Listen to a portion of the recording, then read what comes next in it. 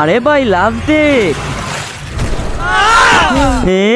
এ কোথায় এসে গেছি আমরা? আরে কোনো শিকারই পাইতাছি না।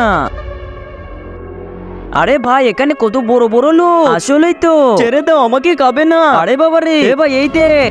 আরে ভাই ওরা তো মানুষ খেয়ে নিচ্ছে।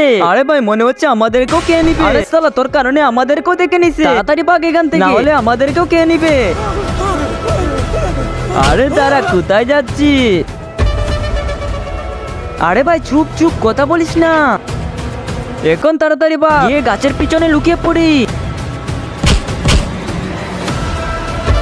আরে কোথায় লুকিয়ে আছিস রে?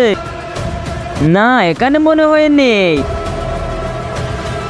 আরে ভাই আমাদের এখান থেকে বের হতে হবে, না হলে এই রাক্ষস আমাদেরকে খেয়ে নিবে। কিন্তু ভাই আমরা এখান থেকে যাব কিভাবে? আরে ভাই আমার মনে হচ্ছে যেরকম ভাবে আমরা এসেছি সেরকম ভাবে যেতে পারবো। মানে নদী দিয়ে? ওই দেখ নদী। চল এখন যাই। চল ভাই আমাদের ঘরে ফিরে যাই। হ্যাঁ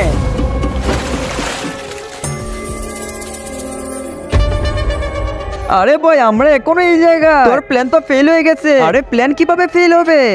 আমরা ঘরে তো যাবো নদীতে ডুব দিলে। আরে কি? আরে বেটা এটা নদী না।